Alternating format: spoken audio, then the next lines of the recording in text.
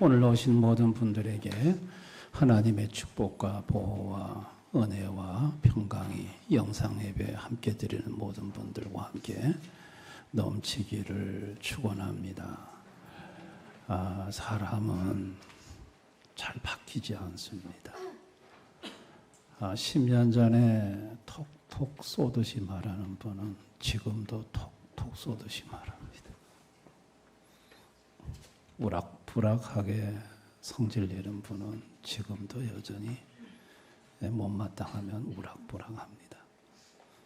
어떤 목사님이 집사람이 하도 정리의 은사가 없어서 정리를 잘 해놓으면 목사님이 다시 또 정리를 해야 된답니다.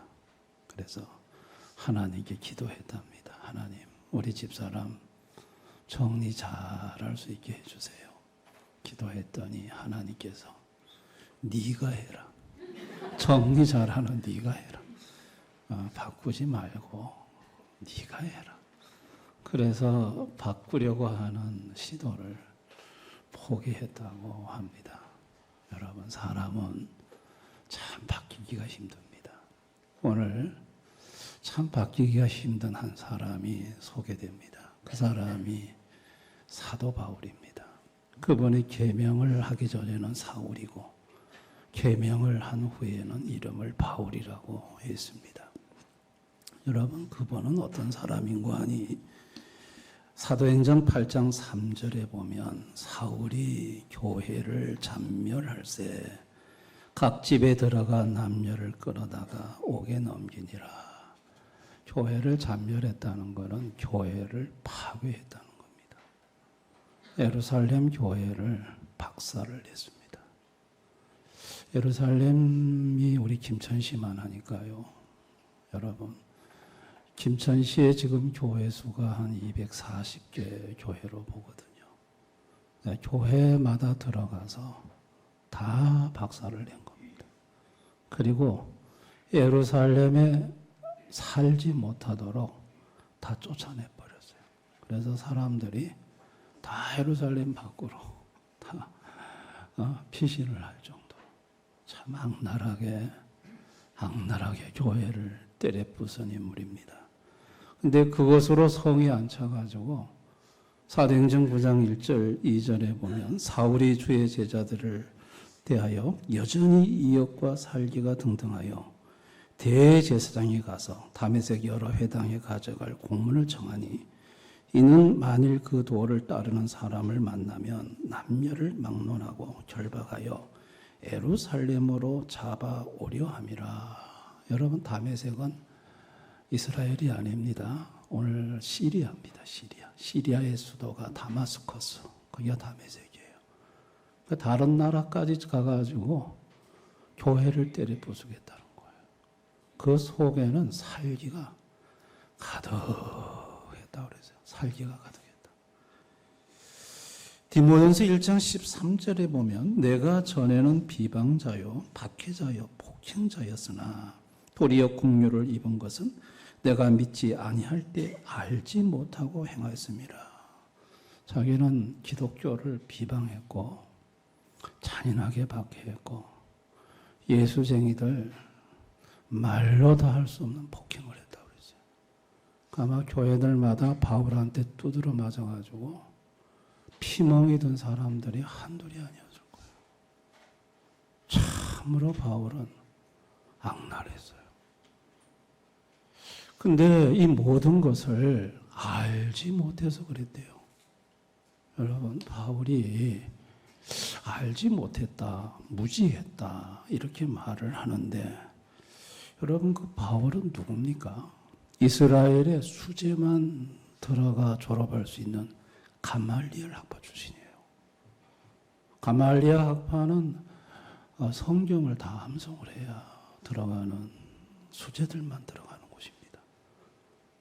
거기다가 사도행전 26장 24절에 보면 바울이 같이 변명하며 베스도가 크게 소리내 이르되 바울아 내가 미쳤도다. 내 많은 학문이 너를 미치게 한다. 여러분, 베스도는 로마 총독입니다. 로마 총독이 바울 보고 네 학문이 너무 많다는 거예요. 네 많은 학문이 너를 미치게 했다. 여러분, 바울은 성경도 박식한 인물이고 세상 학문도 대단한 인물이었어요. 그런데 이런 사람이 알지 못했다 그랬어요. 무지했다. 무엇을 알지 못했다는 걸까요? 하나님을 알지 못했다. 예수님을 알지 못했다는 거예요. 여러분, 바울의 무지에서 불순종이 나왔죠. 교회 세우는 것이 하나님의 뜻인데 때려 부쉈으니까 불순종이죠. 그 불순종에서 불신앙이 나왔어요. 예수를 나사렛 이단의 괴수로 알았죠. 예수 믿지 않았어요. 불신앙이 나왔어요. 여러분, 그 불신앙에서 죄들이 나왔어요.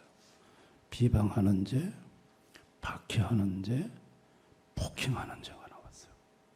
교회를 때려 부수는 죄가 나왔어요.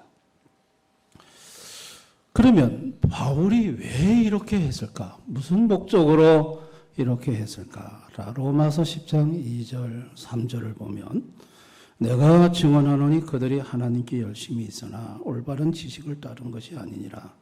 하나님의 의를 모르고 자기 의를 세우려고 힘써 하나님의 의에 복종하지 아니하였느니라. 자기 의를 세우려고. 자기 의를 세우려고. 결국은 명분은 하나님의 이름을 갖다가 댔지만은 자기 의를 세우고자 하는 것이 목적이었어요. 인간은 죄로 타락했고 부패했다고 성경은 말합니다. 여러분, 타락과 부패가 뭘까요? 죄로 타락했다. 죄로 타락했다는 이 말은 하나님에 대해 무지했다는 말입니다. 타락은 무지입니다. 그 무지에서 불순종한 겁니다. 그 불순종에서 불신앙이 나왔고 그 불신앙에서 죄가 나온 것을 가리켜 타락이라고 말을 합니다. 타락은 무지에서 불순종, 불순종에서 불신앙, 불신앙에서 죄가 나오는 것을 타락이라고 말해요. 그럼 부패는 뭘까요? 에레미야 17장 9절 10절 만물보다 거짓되고 심히 부패한 것은 마음이라. 누가 능히 이를 알려마는 나 여호와는 심장을 살피며 폐부를 시험하고 각각 그의 행위와 그의 행실대로 보응하나니. 심히 부패한 것은 마음, 부패가 마음, 영혼이 부패했다는 말이거든요. 여러분, 영혼이 부패했다는 말이 뭔 말일까요? 영혼의 기능이 망가졌다는 거예요. 우리의 영혼은 크게 인식의 기능과 선택의 기능이 있어요. 뭔가를 인식하는 기능은 지성과 오성과 감성이에요. 지성과 오성과 이성이에요. 그리고 선택의 기능은 의지와 감성이에요. 이거를 영어로 마인드와 하트라고 제가 지난 수요일인가 한번 예배 시간에 말씀드린 적이 있습니다. 여러분, 바울의 경우를 우리가 한번 예를 들어보면요. 바울은 최고의 학문과 최고의 지성을 가진 인물이에요. 그 최고의 지성을 가지고 그는 그릇된 판단을 했어요. 그의 오성은 그릇된 판단을 했어요. 그리고 그의 이성은 그릇된 추론을 했어요. 예수는 이단의 괴수라는 그의 최고의 지성 가지고 그릇된 추론과 그릇된 판단의 결과는 예수가 이단의 괴수라는 거였어요. 자, 이단의 괴수라고 판단을 내리고 나니까 그의 의지는 때려 부수는 거예요. 싸그리 때려 부수는 거예요. 그의 감성은 살기가 등등한 거예요. 여러분, 무지에서 불순종, 불순종에서 불신앙, 불신앙에서 비방과 박해와 폭행의 죄들, 그리고 지성과 오성과 이성이 나사렛 예수는 이단의 괴수, 그리고 그의 의지는 다 때려 부숴야 한다. 전형적인 죄로 타락하고 부패한 모습을 사도 바울이 보여주고 있어요. 근데 이것이 죄 아래에 있는 모든 인생들이 다 여기에 속한다는 거예요. 타락했고 부패했다는 거예요. 목적은 극한 이기심, 자기 의를 세우는데 모든 목적이 있다는 것입니다. 여러분, 이런 사울이 바뀔 수 있을까? 아니, 최고의 지성과 학문으로 자기가 내린 결론이에요. 그리고 확고한 의지가 있어요. 때려 부숴야 된다는. 누가 이 사울을 바꿀 수 있어요? 그 어떤 인생도 사울을 바꿀 수가 없어요. 그런데 이 사울에게 예수님이 다가오셨어요. 살기가 등등해서 다메섹으로 가는 사울에게 부활하신 예수님이 찾아오셨어요. 그게 사도행전 9장 3절 5절이에요. 사울이 길을 가다가 다메섹 가까이 이르더니 호련히 하늘로부터 빛이 그를 둘러 비추는지라. 땅에 엎드려져 두려움에 소리가 있어 이르시되 사울아 사울아 내가 어찌하여 나를 박해하느냐 하시거늘 대답하되 주여 누구시냐이까 이르시되 나는 내가 박해하는 예수라. 여러분, 부활하신 예수님이 사울을 찾아오셨어요. 내가 예수라고 그랬어요. 여기에서요, 최고의 지성, 최고의 성경, 최고의 학문으로 내렸던 바울의 모든 결론이 다 부정당하고 말았어요. 바울은요, 예수님이 부활하셨다는 말은 당시에 제자들이 예수님의 시신을 옮겨다가 감춰놓고 거짓 부활했다는 소문이 퍼졌어요. 바울은 예수님이 부활했다는 얘기는 사기꾼의 말들이라고 생각했어요. 그런데 자기 앞에 실제 부활하신 예수님이 나타나셨어요.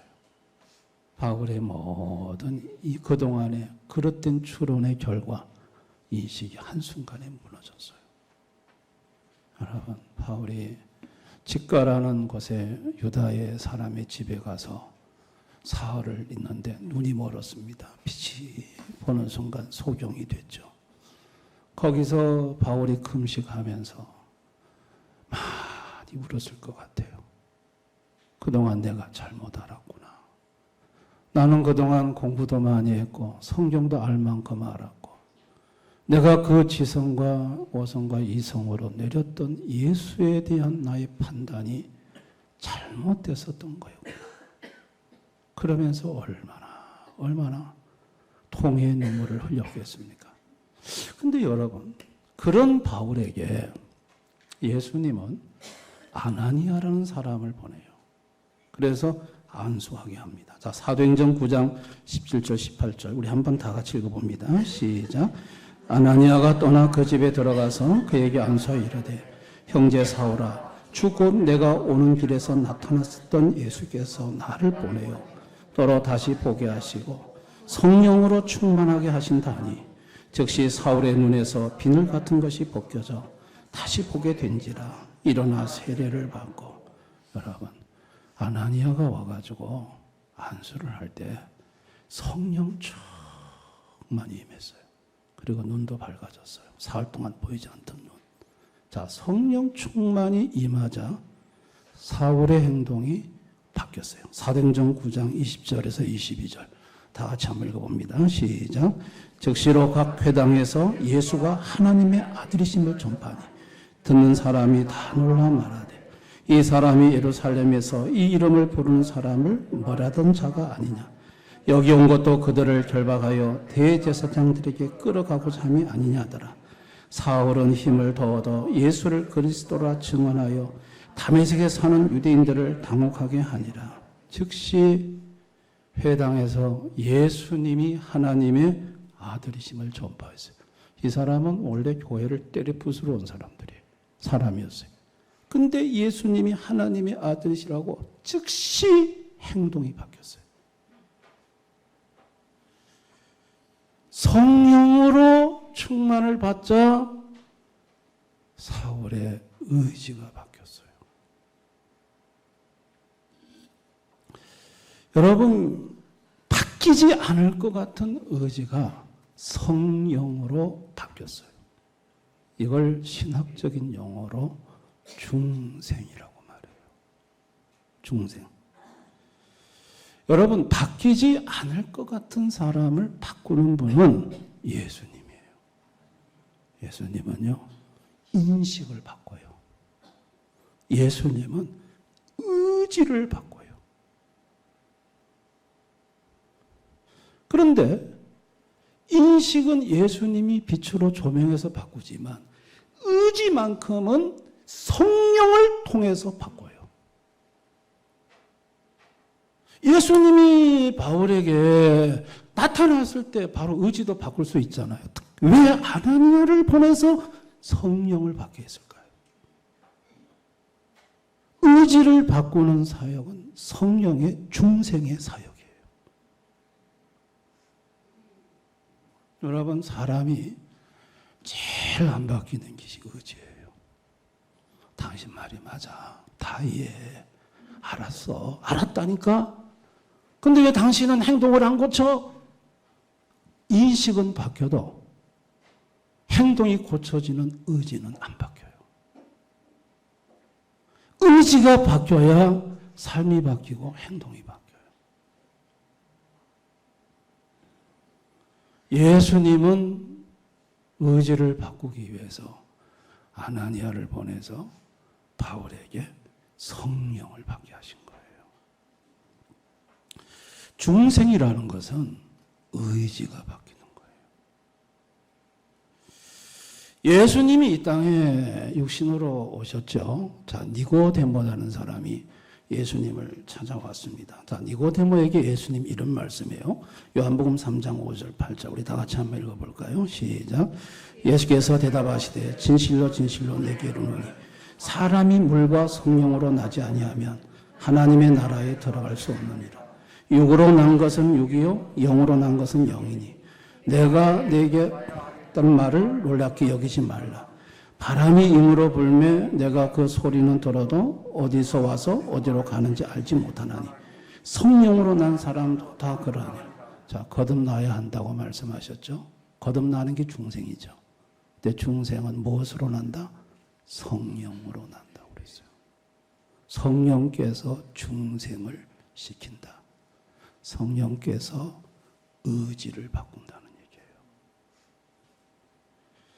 이거는 비밀적 사역이기 때문에 바람이 어느 방향에서 어디로 부르는 걸 모르는 것처럼 그 사람이 거듭나면 내가 언제 거듭난지를 몰라요.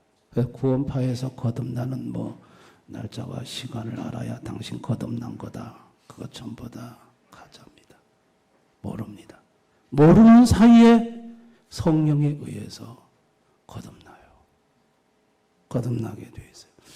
여러분, 예수님이 제자들을 3년 동안 데리고 다니면서 가르쳤습니다. 말씀도 가르치고 기적도 보여주고.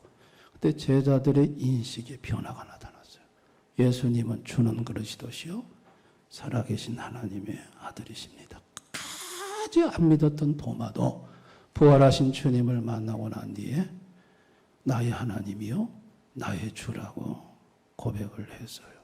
근데 3년 동안 예수님과 함께 동행했던 이 제자들에게 바뀌지 않았던 것이 의지였어요. 예수님이 이제 십자가에서 죽는다고 말을 했을 때 베드로는 나는 죽을지언정 주를 버리지 않겠다. 굳은 의지의 결심을 표했어요. 다른 제자도 그랬어요. 근데 막상 그 자리에 다다랐을 때 예수님을 저주 맹세하면서 부인했습니다. 그러니까 인식은 바뀌었는데 의지가 안 바뀐 거예요. 그래서 예수님이 부활하신 후에 아버지 약속하신 성령을 기다리라고 그랬어요. 오순절날 제자들이 성령을 받았고 성령 받은 제자들은 그 후로 의지가 바뀌었어요. 가룟 유다는 제쳐놓고 나머지 11사도 중에 10명이 순교했습니다. 세례 사도 요한 빼놓고. 그러니까 의지를 바꾼 것이 뭐였냐는 거예요. 성령이셨다는 거예요. 중생이라는 것이 뭐냐? 중생은 의지가 바뀌는 거예요. 중생은 지성과 오성과 이성과 감성은 안 바뀌어요. 의지만 바뀌는 것이 중생이에요. 의지가 바뀌어요. 이건 구약에서부터 일관되게 하시는 말씀이에요. 자, 에스겔 11장 19절 20절 다 같이 한번 읽어봅니다. 시작. 내가 그들에게 한 마음을 주고 그 속에 새 영을 주며 그 몸에서 돌 같은 마음을 제거하고 살처럼 부드러운 마음을 주어 내 율례를 따르며 내 규례를 지켜야 행하게 하리니 그들은 내 백성이 되고 나는 그들의 하나님이 되리라. 여러분 여기 보면 굳은 돌 같은 마음을 제거한대요. 돌같이 굳은 의지. 이거 누가 제거하냐? 새 영, 성령님이 제거해서 부드러운 마음을 갖게 해서 행하게 한다는 거예요. 의지가 바뀌면 행함이 순종이 따라오는 거예요. 하나님 아버지도 의지를 바꾼다고 말씀하셨어요. 요한복음 6장 45절 다 같이 읽습니다. 시작. 선지자의 글에 그들이 다 하나님의 가르침을 받으리라 기록되었은즉 아버지께서 듣고 배운 사람마다 내게로는 아버지께 듣고 배운 사람, 중생한 사람이에요. 그 사람은 누구에게 간다? 예수님에게 간다. 예수님을 따른다. 결국은 중생한 사람, 의지의 변화가 일어난 사람이 예수님을 따른다고 말씀을 하고 있습니다. 여러분, 사울이 아나니아를 통해서 성령을 받고 의지가 바뀐 이후에 즉시 회당에서 예수님을 전했다고 했습니다. 이게 어떤 일인 줄 아십니까? 모든 유대인을 적으로 돌리는 일이에요. 그동안 유대인들이 바울에게 막 교회 때려 부술 때 박수 쳤어요. 잘한다고. 근데 이제는 그 모든 유대인들이 바울을 죽이려고 해요. 그건 자기가 죽음의 길을 가는 거예요. 그리고 유대 사회에서 그동안 바울이 쌓았던 모든 업적은 다 잃어버리는 거예요. 그런데도 그 길을 갔어요. 무엇 때문에? 성령이 바울의 의지를 바꿨기 때문이에요. 의지가 바뀌니까 죽음도 좋고 다 잃어버려도 좋다. 나는 예수님의 길을 가겠다. 순종의 길을 가겠다 하면서 가는 거예요. 이때부터 바울에게 나타난 것이 영적인 싸움이에요. 죄와의 싸움이에요. 우리 히브리서 12장 4절 한번 다 같이 읽어봅니다. 너희가 죄가 싸우되 아직 편리까지는 대항하지 아니하고. 이때부터 바울에게는 죄와의 싸움이 시작됐어요. 여러분, 죄와의 싸움이라는 게 뭘까요? 거듭나지 않은, 중생하지 않는 지성과 오성과 이성과 감성이 의지에, 거듭난 의지의 발목을 자꾸 잡아요. 그거와의 싸움이에요.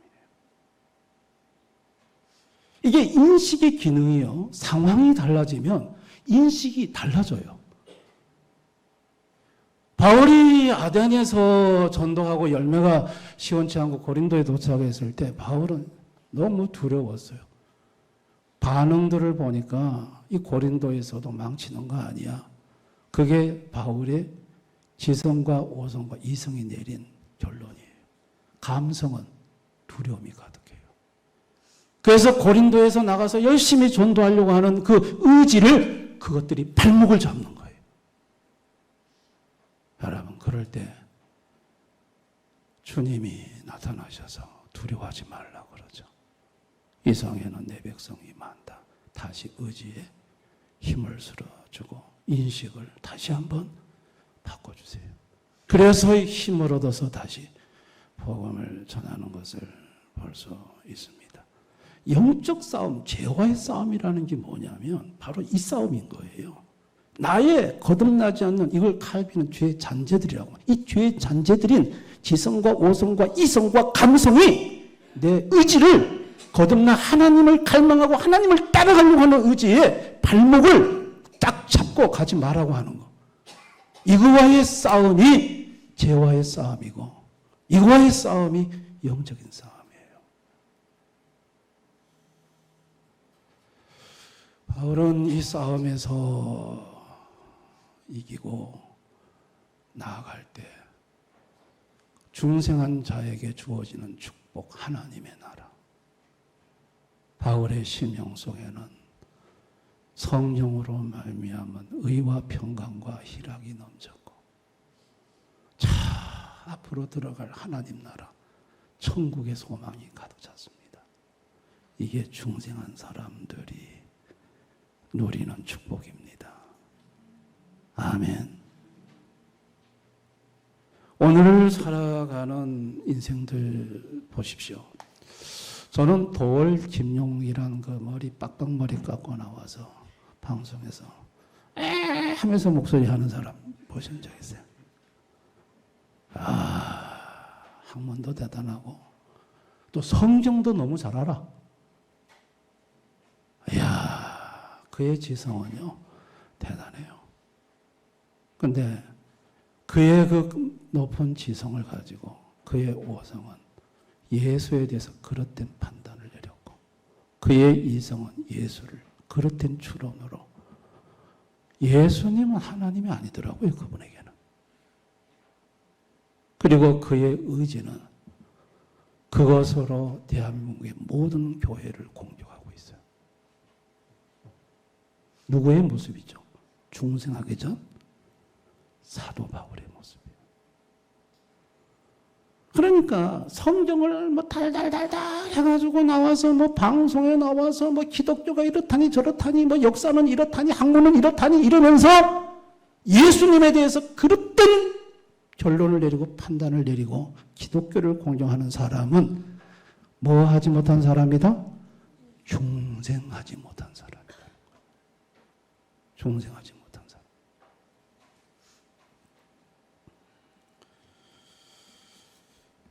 오늘날 우리 성도는 어떤가? 여러분, 성도는 중생한 사람입니다. 중생한 성도는 의지가 바뀝니다. 의지가 바뀐 성도는 순종이 나타납니다. 삶이 바뀝니다. 술을 먹고 남의 집 대문을 두드려 부쉈던 우리 600만 불짜리 사내 김익진 집사 얘기를 제가 몇 번 했죠. 술을 끊으려고 막 약도 먹고 병원에 가서 별별 침도 맞고 다 해봤는데 안 끊어졌어.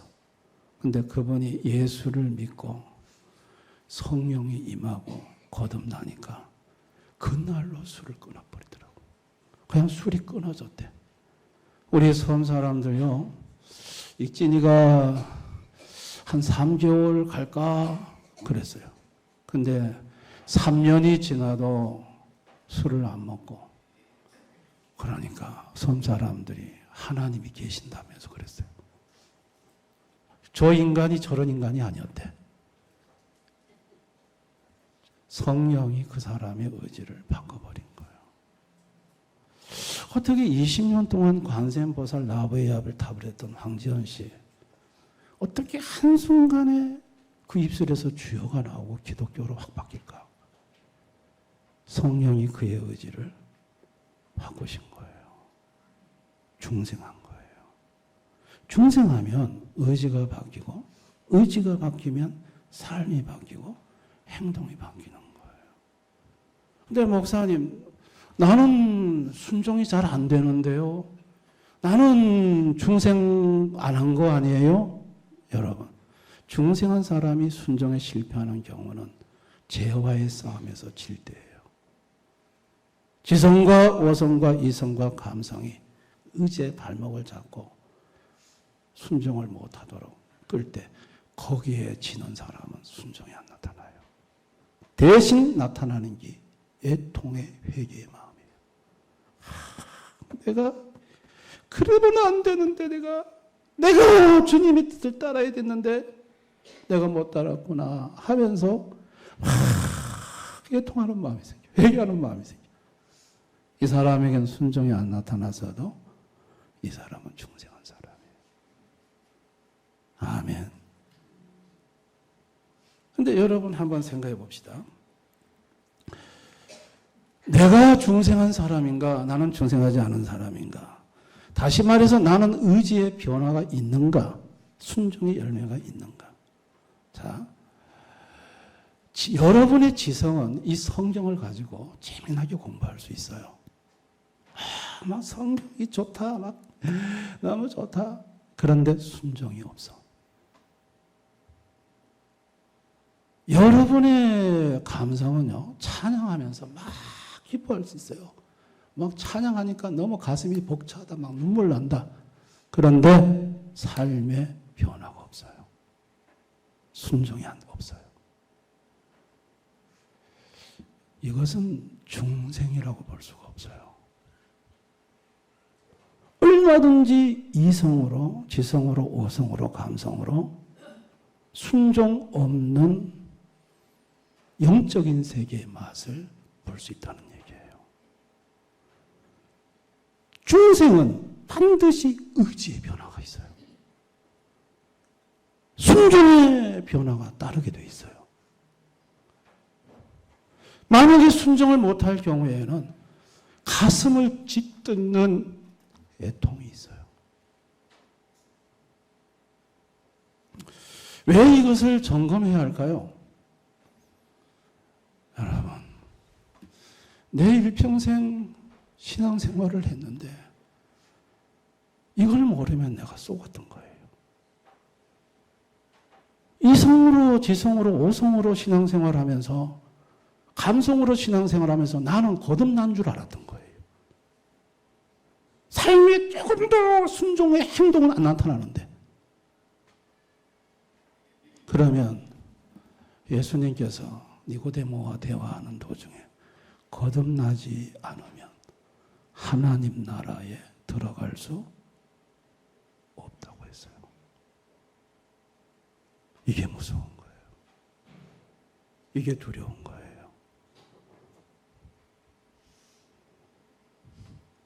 그러므로 저와 여러분이 결단해야 될 것이 있습니다.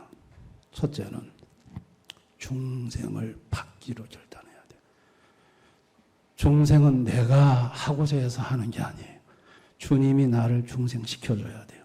우리 빌립보서 1장 6절 다 같이 읽습니다. 시작. 너희 안에서 착한 일을 시작하시는 이가 그리스도 예수의 날까지 이루실 줄 우리가 확신하노라. 내 안에서 착한 일, 중생을 누가 시작하신다? 예수님, 하나님이 시작하세요. 그러니까 하나님, 나에게 성령으로 기름을 부으셔서 나를 거듭나게 해 주옵소서.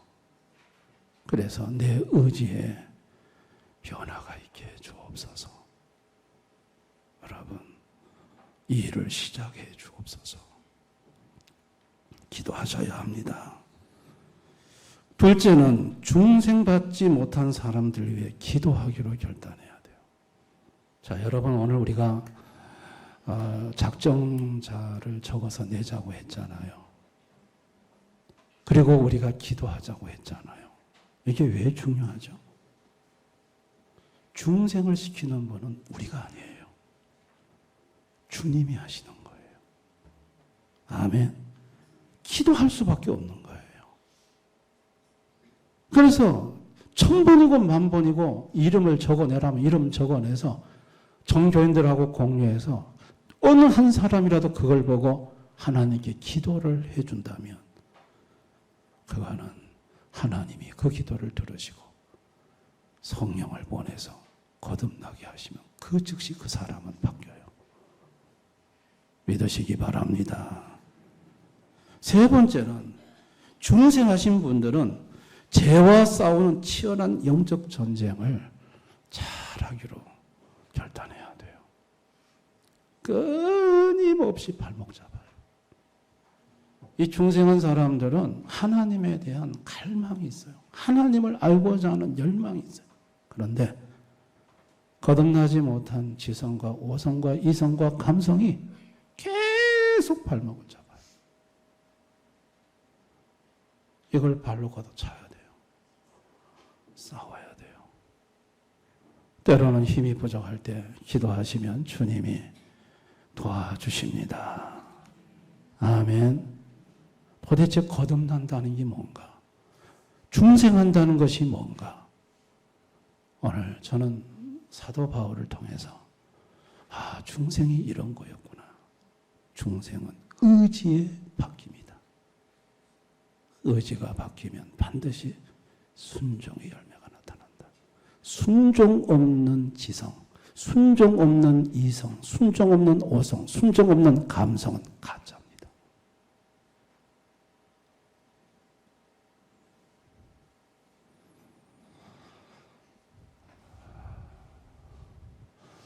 우리